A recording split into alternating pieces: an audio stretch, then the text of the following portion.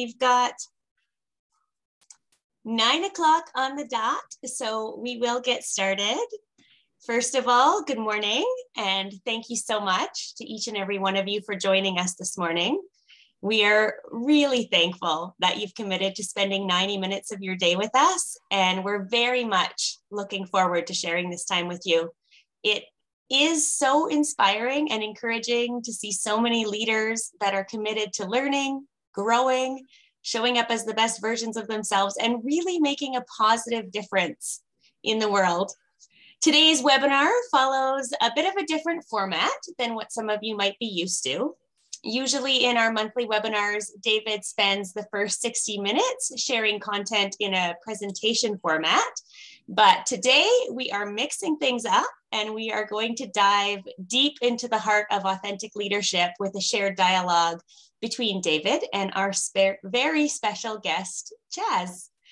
Before we get started with that dialogue, I'm just going to review a few housekeeping items. So we are going to be together for 90 minutes today. The first 60 minutes will be a conversation between David and Chaz, and then we'll open things up for some Q&A. At that time, we'll allow everybody to unmute, and we would love to hear your voices. So please make note of any questions, thoughts, or experiences that you'd like to share.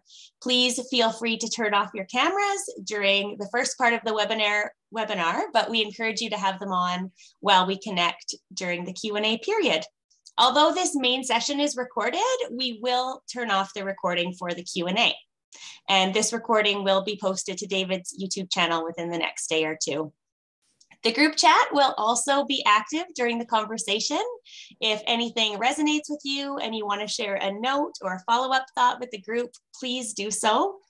And for those of you that are able to stay with us until the very end today, we're going to be doing a draw for a free tuition into David's Authentic Leadership Academy, which is our live 3-day online event coming up in April. David will share a little bit more about the Academy and his vision later on, but I will say it is the kind of event that can truly change your life and the lives of those you lead. For anyone that's ready for something new, ready for more passion and purpose, David's Academy could be exactly what you've been waiting for. When it comes to leadership and learning, the journey never ends. So thanks again to everybody for joining us today. And without further ado, we will hear from David and Chaz. Thank you, Kristen. And you neglected to introduce yourself. So this is Kristen for everybody. And we're just delighted to have you set the tone here and create the space for all of us, Kristen. Thank you so much for moderating this. So folks, there's two ways I can explain about what authenticity is. For those of you who know me, for those of you who don't, by the way, I'm David Irvin. And for those of you who don't know me, know that the central part of my work is all around authentic leadership and being more of truly of who you are. And a lot of people I get asked over the years, what exactly does that mean? What does it mean to be authentic? And I can, for those of you who've been around, I can give you a spiel. I've got a good hour spiel about what it means to be authentic. But what I've learned is, and that's one way to learn about it, to learn it intellectually. But another way to learn it is to understand that authenticity is a lot like beauty. And it's a lot easier to spot than it is to describe. Just like beauty, if you've been in an art museum and you've experienced beauty, or you've been in nature and you experience the beauty of a sunset, it's beautiful. But when someone asks you to articulate why it's beautiful, the words actually diminish the experience. You have to just be there and experience it. But I do know from our research that what people tell me that they want from their leaders today, this is years of research, and what we've come to understand is that people tell us what they want from their leaders is to get past the fads and the gimmicks and the flavors of the month and just be real. But what does that actually mean? It's about being more of who you are. It's that simple, but it's also that complex. So instead of teaching you about authenticity, what I'm going to do today is I'm going to give you an experience with what I believe will be an authentic dialogue between two people who are on this authentic journey. And I have to tell you that this is unscripted. It's going to be raw. It's going to be as real as I can make it. And I hope as you hear our stories and as you hear me extract some of this authenticity from a leader that I have tremendous respect for, what I hope is that you'll reflect on your own journey. You know, one of the things that makes us authentic is to go back in our life and to really articulate some of the defining moments that have made us who we are. And as we go through our conversation this morning, I hope you'll all reflect on your own journey. Please feel free to put questions into the chat room. And while we're at it, feel free to introduce yourselves. Let's get a little interaction in the chat room. Who's here? Where are you from? Just have some interactions. Feel free to pose questions. Kristen will be kind of monitoring the chat room and may interrupt our conversation for some immediate questions. But feel free to do that, and let's get some interaction. Now I'm going to introduce Chaz Waite here to you. So when we talked yesterday, I said, "Well, Chaz, what do you want me to tell people about you?" And he said 3 things. He said, "Tell them that I'm a passionate husband, father, fisherman, and blacksmith." And then he and I are going to go fishing here this summer for sure. But I said, well, then we explored a little bit about his career and about his leadership. And what I found out also is that he's 27 years in the construction business. 23 of those 27 years is in leadership. He was 18 years as a construction superintendent and 5 years as a manager in the construction business, commercial construction. But I'll tell you about my own personal experience with Chaz is that he was with us in our inaugural retreat in Banff 4 years ago. And what would we have 40 people there? And I don't think there was 40 people who did not leave there better people because of their experience in being with Chaz.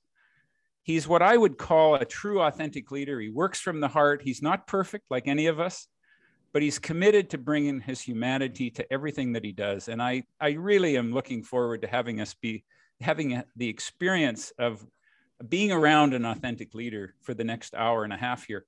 The other thing I want to say is that Chaz is what I would describe as an integrated person. One of the things I've worked a lot with leaders over the years, and many of them have built successful companies, but their personal relationships are in disarray and their marriages are falling apart and they're struggling in their personal life. And what I know about Chaz is that he's what I call an integrated leader. Who you get today is who his wife gets tonight and who his team gets.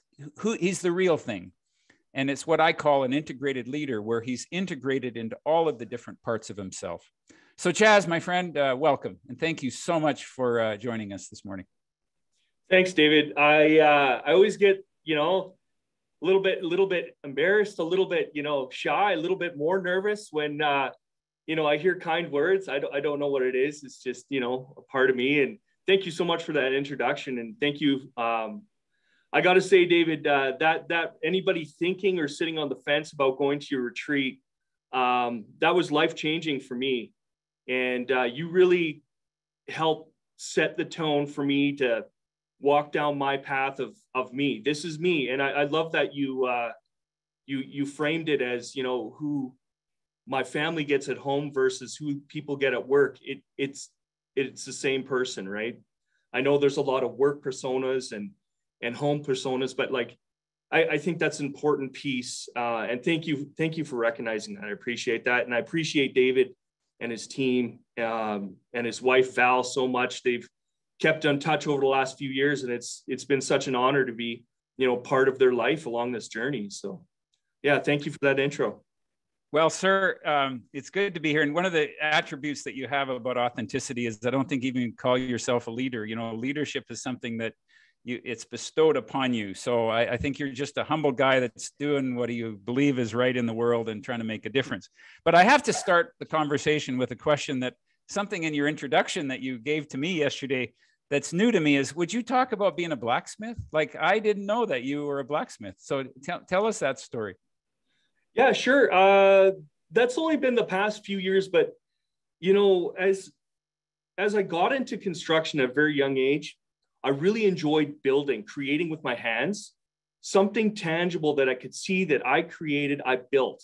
I'm a builder. That's the way my brain works. I can disassemble and assemble a building in my head. I can look at blueprints and create it 3D. There's a lot of 3D model and VDC stuff in the construction world now. But when I started, you know, you had to visualize, you had to be able to visualize the building. And I love that piece about building. So when I got up into a superintendent role, it no longer became about building, right? It became about leading a team who does the work, who does the nails in the boards, and then takes the boards over there and places some more boards. Construction's very simple. It's the people piece that's the most difficult that we get to deal with. And I found, you know, when I got into the superintendent role, I was really missing something to do with my hands, like something to create.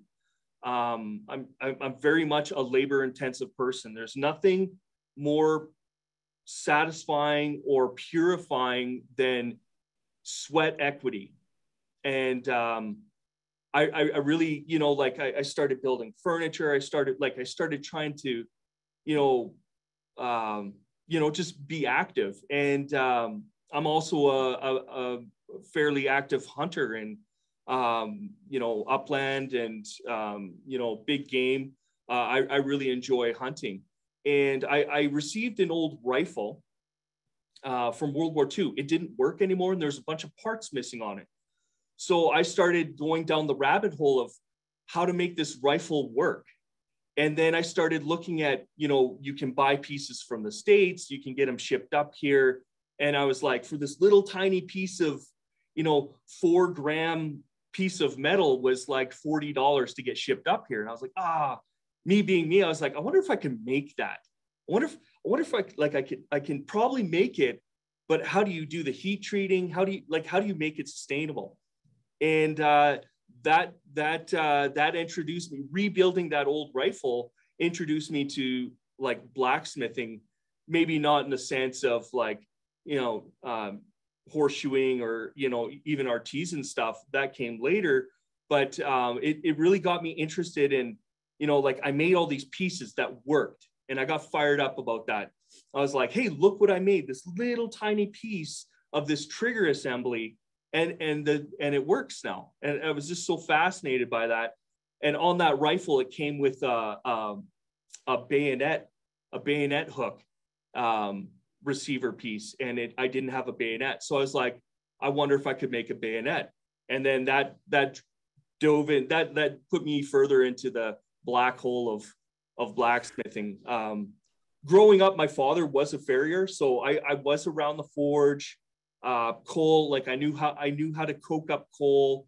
I knew how to, like, you know, burn steel, right? I've done it all since a very young age, but I never really made anything. I never really dove into that, you know, metallurgy piece of it. But that's how I started blacksmithing, and that's cool. Now it's something tangible for me to do. And what's really awesome is I get to do it with my son, who's special needs, and he's 24 hours a day care. Like there's a lot of stuff going on with Nolan, but I get to do that with him. And it's, you know, being an inclusive or living an inclusive life is very, like, it's a passion of mine. I have to make sure that he does everything that anybody else would have an experience to try. So yeah, that's my black hole story of blacksmithing. Started out rebuilding an old rifle and turned into a passion of working in the artisan side. So can you build a bridge with how that has impacted your leadership? And just tell us a little bit about the leadership that you do now and what your role is and what that entails. You've kind of alluded to it, but just give us a little a snapshot of your leadership. Sure. So yeah, I'm a construction manager for a construction company right now. I'm in charge of I have a big long list of roles and responsibilities, but I'm in charge of the people, the field, the operations that make it go. The QA, QC, the you know, initial tenders, and, you know, manpower loading, and you know, all that fun stuff. And so that's kind of what I do. It's hard to actually put into words what I actually do. Like, I do have a list of roles and responsibilities, but my biggest focus is the team, the people. And I very much live for my team. You ask anybody who's worked with me in the past or is currently working with me now, they know that team comes first, no matter what, and their needs are always put first. So that's kind of my leadership management style.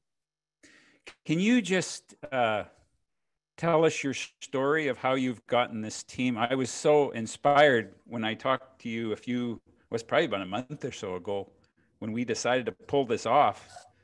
And you talked about getting your team through this pandemic. And I'm curious how you use the word Moxie. And I wonder if you'd speak to that for us, Chaz. Why would you use that word Moxie? And what does that mean to you? And what does it mean as a leader in these times that we've been through right now? That's a great comment. Yeah, like just diving back, some context, Dave and I were having a conversation about, like his Dave's first question, it was, how are you? How has this pandemic been for you? And I think that's something we're all still dealing with. I think that there's lots of scars. There's lots of stuff that has come out over the past few years. So I'll start with my personal story, which will help answer kind of where we've been through and where we got through. So my personal story, I alluded to it just a little bit ago. I have a special needs son. He's very sick a lot of the time. He takes 24 hours a day care. So when I hear of a simple cold, a simple sniffle puts us in the hospital. It does. It puts us in the hospital. He's had 19 pneumonias and he's 15 years old. His x-rays on his lungs looks like a cat has crawled inside his lungs and scratched away from all the scarring. You can literally see the scarring in his lungs. So when I hear about when we first started hearing about coronavirus or COVID-19 or like a SARS variation and what does it do? It affects the lungs. It terrified my wife and I on a level that I can't even bring to words how scary it was for us, knowing we had this very immune suppressed child. And it just, like it amplified everything, and it was very difficult at the beginning. We also have been waiting. We were on a waiting list. He had really bad scoliosis, so a curve in the spine, but he also had a twist at the base of the spine. So he had a 160-degree curve plus a 180-degree twist at the bottom of his spine. And he was in pain probably since he was 9. He was in lots of pain. And we're always trying to get him as healthy as possible to get surgery. So we ended up getting full instrumentation surgery. So 2 rods put in his back and hardware bolted to each vertebrae all the way down. It was 11.5-hour surgery, 3 blood transfusions, and they had to bring him back twice on the table during the surgery. And then actually 2 days after recovery, we had to bring him back again with myself and the PICU nurse, Pete's ICU nurse. His name was Bradley, and I'll never forget his face or his name because it was a moment to live. And all this is right at we had the surgery right at the start of when COVID started to hit the masses, right? And so, I have this special needs child who can't get sick in recovery, and it just put, my wife and I on high alert. So, how does this all relate back to, how we lead our teams? But it was a tough go. It was something I can't even put it into words right now without becoming an emotional mess. And then you guys see this, man just bubbling on the screen. But so one of the biggest things is like, I have this special needs child always in the back of my head, right? If you're a parent, you have your child in the back of your head. You live for your children. And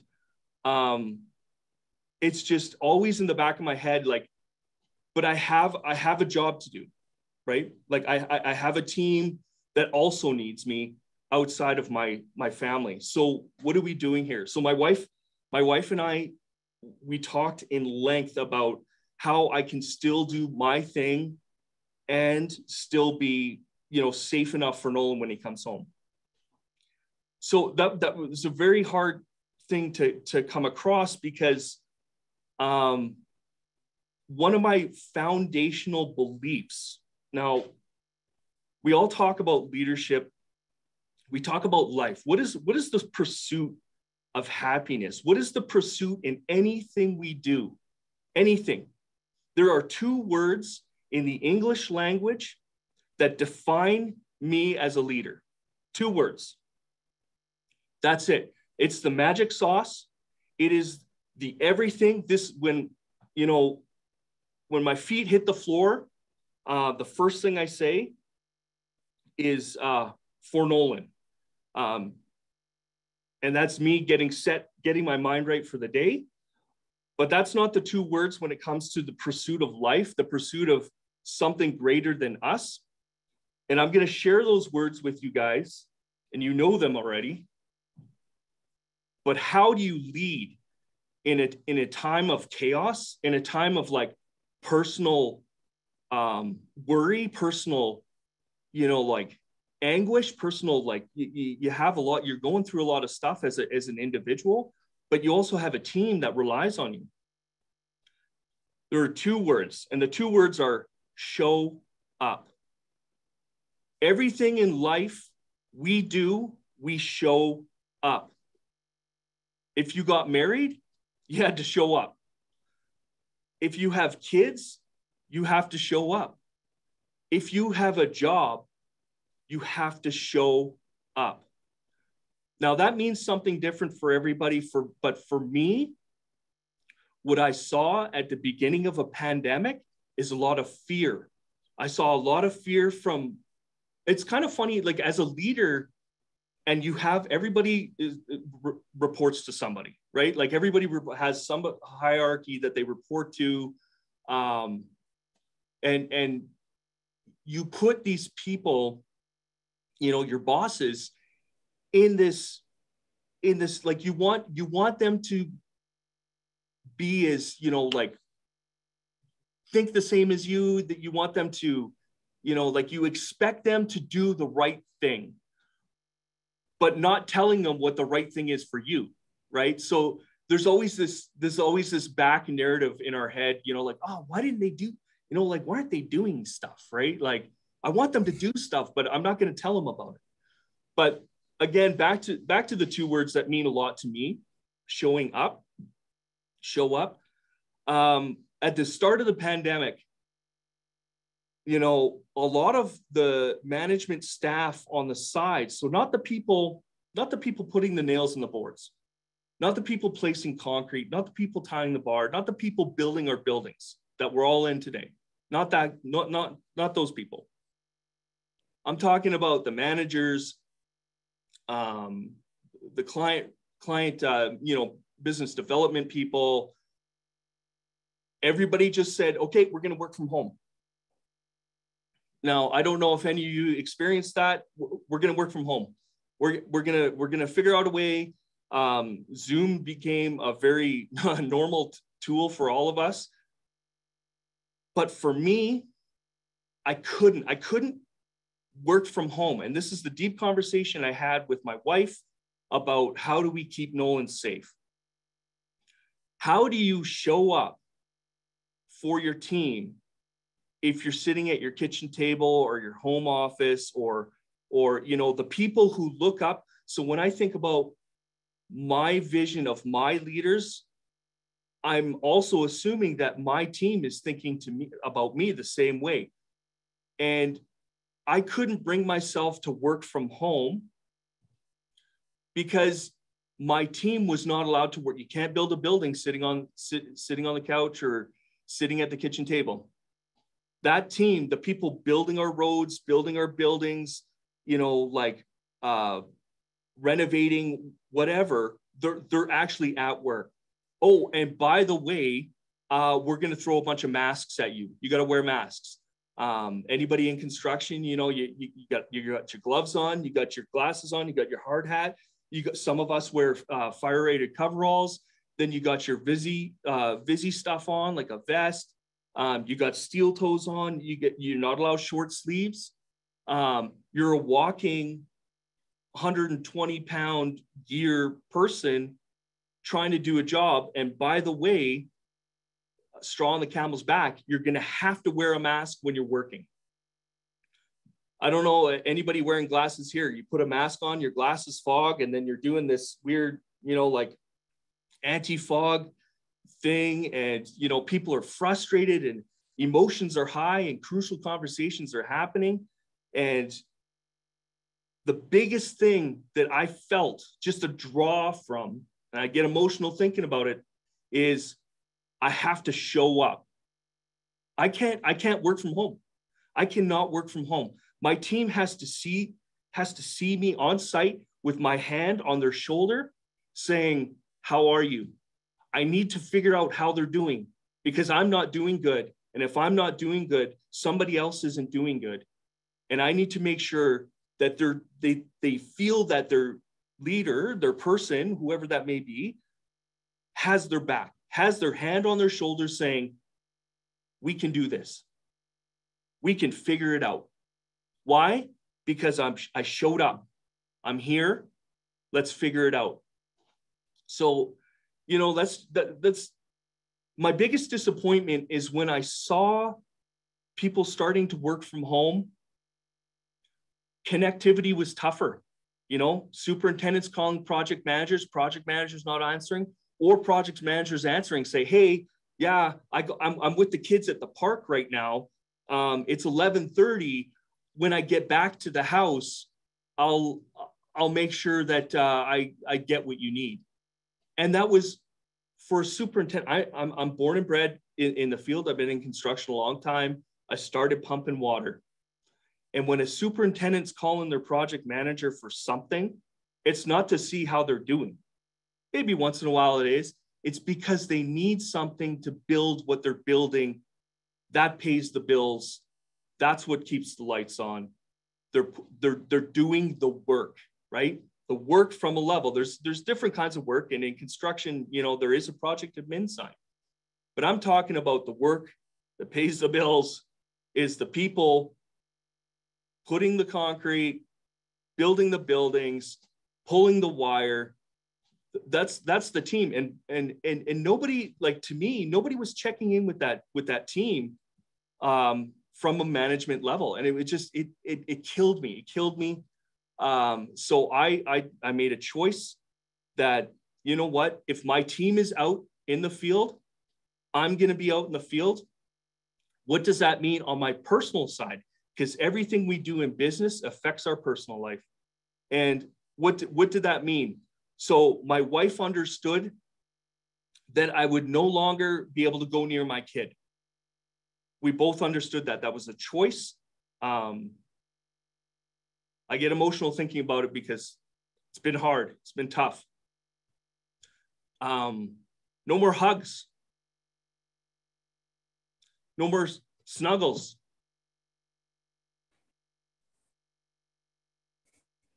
Long nights. Long nights. And but my team also needed me. So I would go to work, I would show up. I would make sure that my team felt that I had their back, and I would shake heaven and earth to make sure that they had what they need to succeed. Their success is ultimately my success, and I live that. I live it. And so every day I would come home from work, 12 hours, right? 7 to 7 every day, 6 days a week. Come home from work, 12 hours. I would decontaminate. I would stand in the garage naked.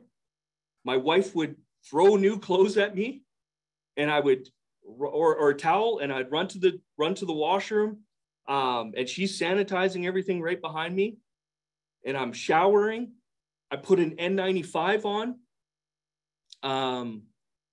and then I would glove up, and I would assist my wife, whatever she needed for care from our son. Again, our son is 24 hours a day care. And we made a decision that, you know, it's usually a teamwork. It definitely takes 2, if not 3 people to care for Nolan. But we made a decision that my team also needed me. So we figured out a way that for 2 years, Dave, 2 years, there was no snuggles, no hugs, no kisses, nothing. N95 on, gloved up, masked up. And we've been able to, you know, we've been able to stay safe. We've been able to, you know, like we're all triple vaxxed. We're all like, you know, like give me everything. Give me whatever vaccination you want. Inject diesel in my arm if it's gonna protect my son. So we've literally done everything possible, A, to make sure Nolan's safe, because that's the most important thing in my world. And B, is that the team feels supported, loved, managed. There, I had to show up. So those words mean something to me. I had a friend ask on social media, you know, what is love? And love is a very big part of everything we do. Everything we do is focused. It should be focused around love. And she was trying to get people to explain what is love. And to me, it's the 2 words: show up. That's my philosophy. You have to show up. And it's been a grind. The last 2 years have been the worst 2 years ever that I can think of. 27 years, you know, there's a lot of people on here that's been in their, you know, their job for longer. And these last 2 years for me personally have been the worst 2 years. I saw people retreat, you know, people that I thought were very strong leaders, people that I thought were authentic, people that I held in high regard, retreated to their vacation homes, they just disappeared. By the way, Chas, can you figure out how to still make money during a pandemic? Oh, by the way, can you figure out, you know, how to grow the business?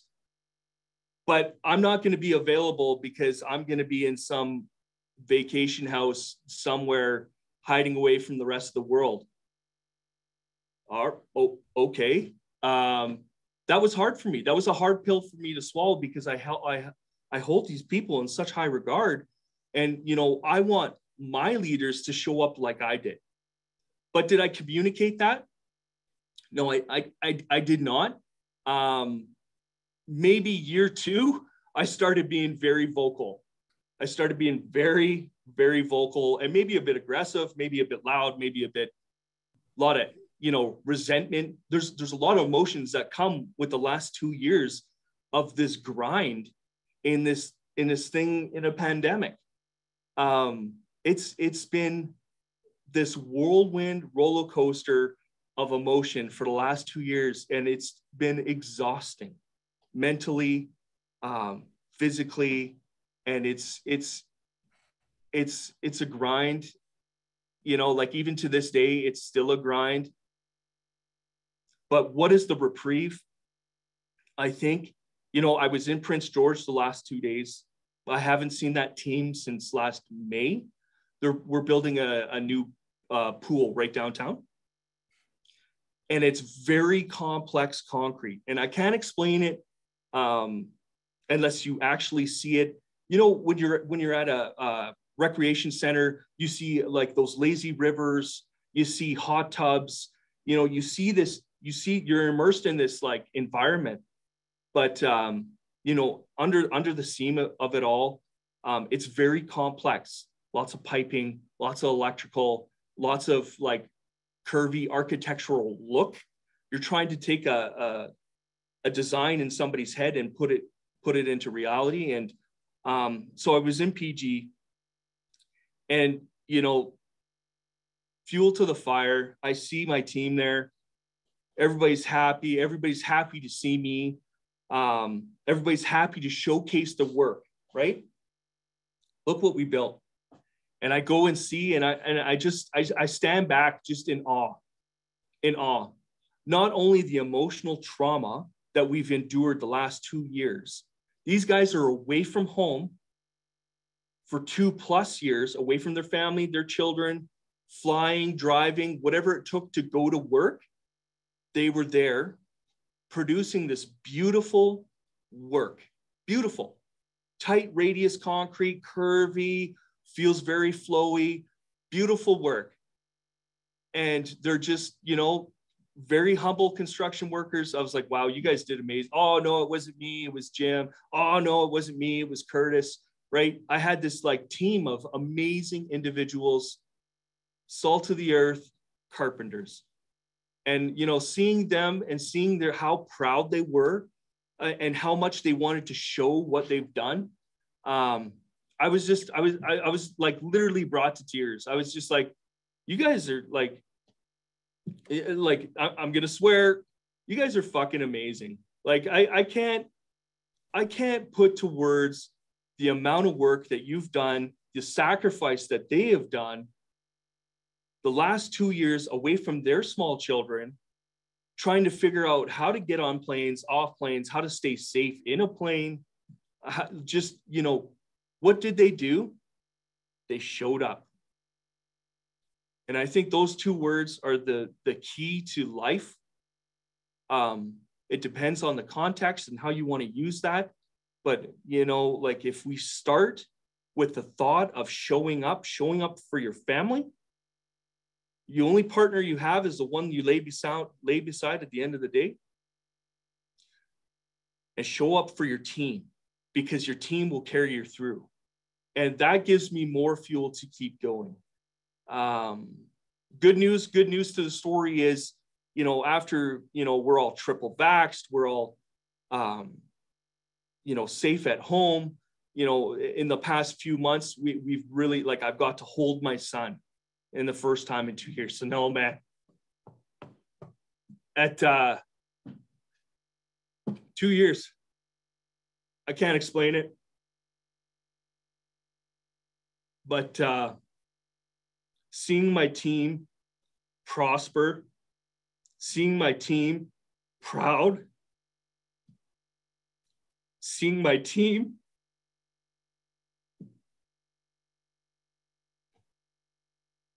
it matters. It matters. You have to show up. You have to show up. You can't retreat in your homes. You can't. If you have people in the field, they are suffering, and you have to show up. You have to be there with them. It's not about feeling sorry for. It's about empathy. Empathy will guide you showing up. And you have to feel it.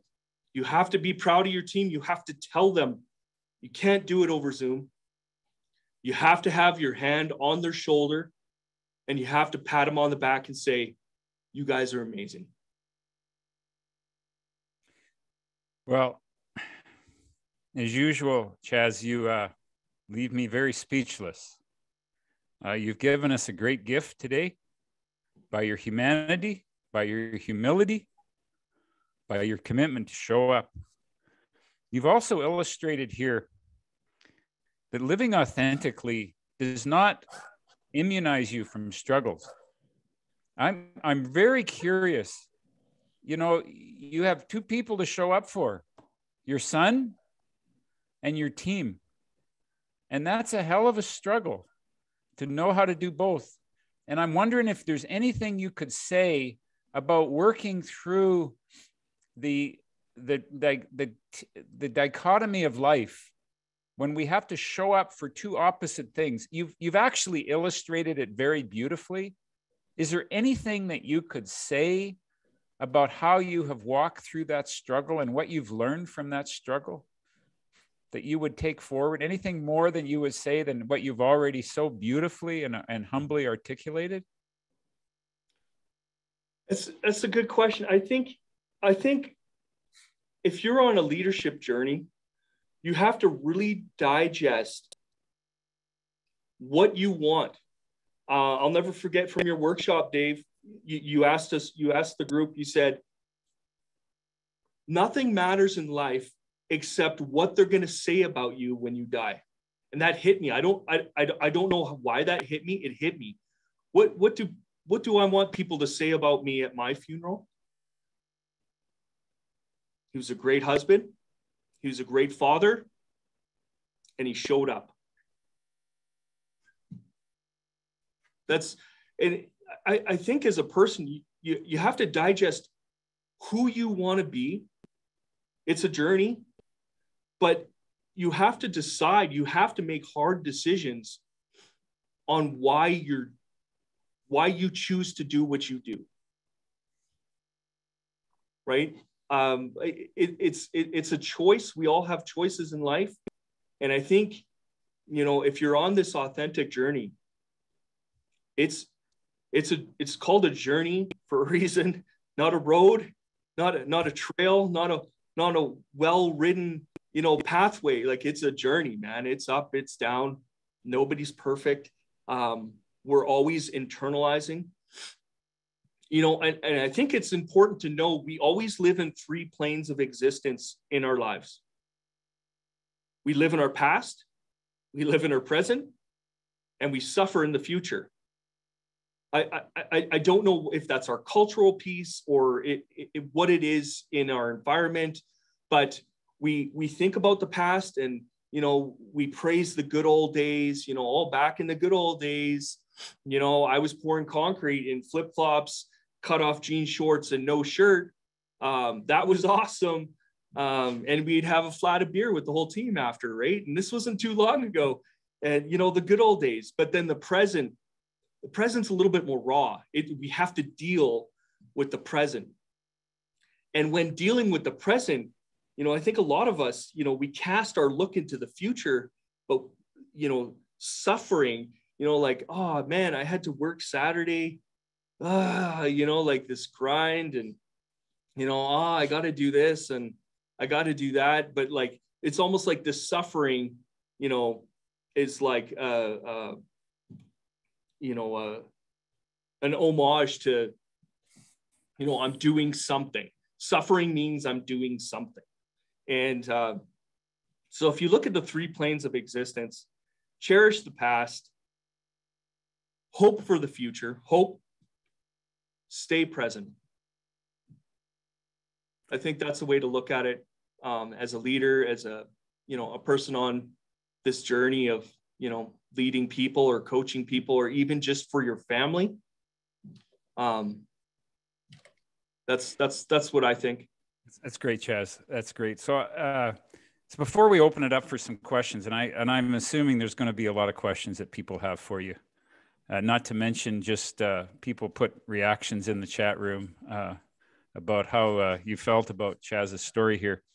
One of the things that I'm really passionate about is how do leaders become who they are?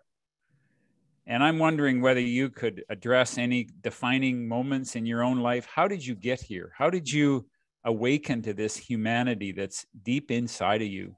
You've kind of alluded to it, but how would you articulate what's made you the man that you are today?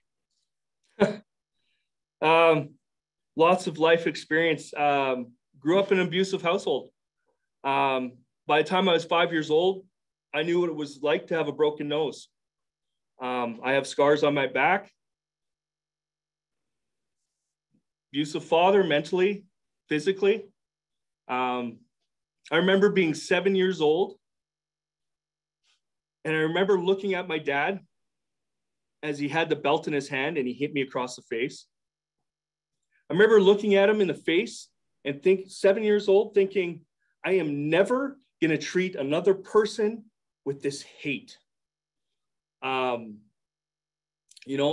father wasn't an alcoholic. He was not into drugs.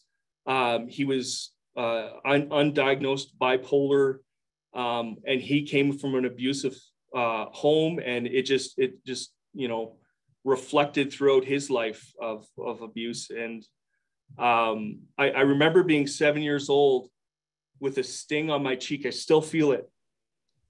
I'm never gonna treat another person like this. So that was one experience. And I got into construction, which was, a rough gig for a 16-year-old kid. Like there's a lot of taunting, a lot of hard men. Hard men make hard times make hard men. And, you grow up in that environment, and, like you were thought of as weak. And I always thought to myself, there's a better way to be in construction. Like, people get into construction for artistic views. We like building stuff. We're good at building stuff. That's how our brain works. Whether it's electrical, mechanical, drywall, it doesn't matter. People get into it because that's how their brain works. They enjoy it. It's what they were meant to do. And I remember thinking, growing up in the trades, that why does everybody treat everybody like shit? And why does everybody have an ego that can't fit in a room? Why is it like this? And I was very much blessed with a 4 foot tall, strong Ukrainian grandmother. And she was amazing. By the time I was 12, I could pick her up and carry her around the house. But she was a very strong influence. People talk about, my, grandfather or father taught me to do this. My grandfather or father taught me to do that. My grandma pretty much raised us. She taught me how to golf. She taught me how to ski. She taught me how to fish. There's a lot of stuff that she did as a single mother, as a single grandmother, as a single person growing up through life. Just, she could make a feast out of nothing. And she was a big influence on me. And I think I attribute, just life experience to, a few moments throughout my life that, I questioned things, and I stayed curious, and I always wanted to do better for the people around me. So, yeah, I think that's a little bit of my story. Thank you. It's beautiful. How did you, Chaz, reconcile the trauma? You don't have hatred toward your father. How did you come to peace with that? Because I think until you came to peace with that, you could not bring peace to the world. Hey? He came over when Nolan was first born, and he looked at Nolan, and he looked me dead in the face, and he said, "Why didn't you just leave him at the hospital? Like, you know how much work that kid's going to be?" And my wife instantly just she was just emotional, and it just instantly, and my first reaction was anger. That's it. It's on. We're going to go toe to toe in my living room here. But I looked at him and I said, "You will never understand. You will never understand." And that's all I said. And he won't. He won't understand. And I just took it as that experience to be like, he just either mentally or whatever the case may be, he will never understand what it's like to show up. And I don't know if it's, resolved at that point, David, but I really feel like at that point, that was the point where I was like, I can't do anything, and you're not giving me anything. You will never understand what it's like. Well, Chaz, is there anything else you would like to express today before we open this up for discussion? You've, as always, touched me deeply. And what I love about you is you do it in such a human way. You're not, you don't spend your days practicing a speech. This just came right from the heart.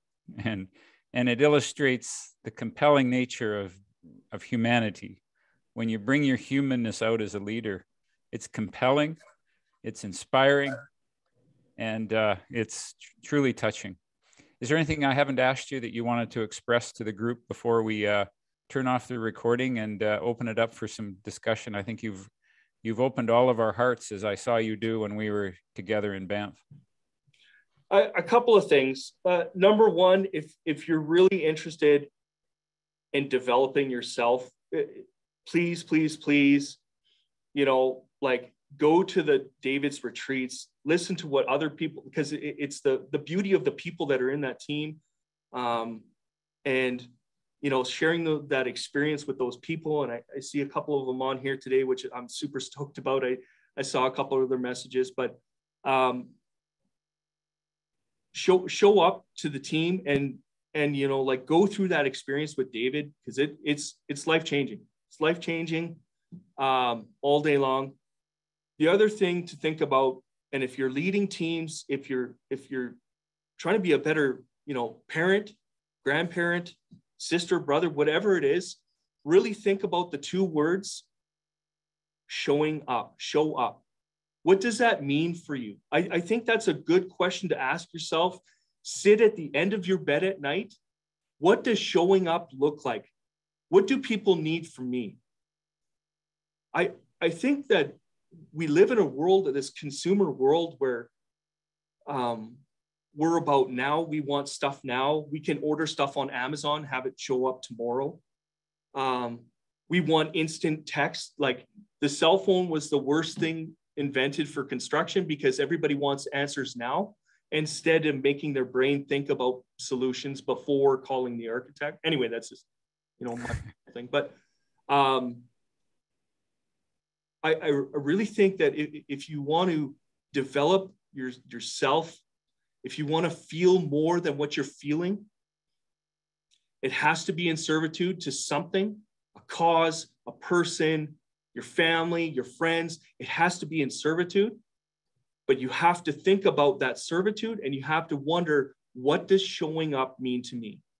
So that if anybody can take that time tonight, sit at the end of the bed and just think about, what does showing up mean for my servitude, I would be very grateful. Well, believe me, my friend, you've having spent this hour with you this morning has made us all better people. So I can't express in words my gratitude to you, my friend. Thank you, sir. And we're not finished here. I'm going to turn off the recording. And then what I want to do is open it up for any questions.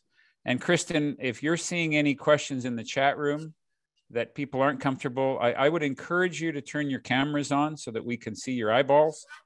And what I'd love, but if you'd prefer to ask a question of Chaz in the chat room, that's fine too.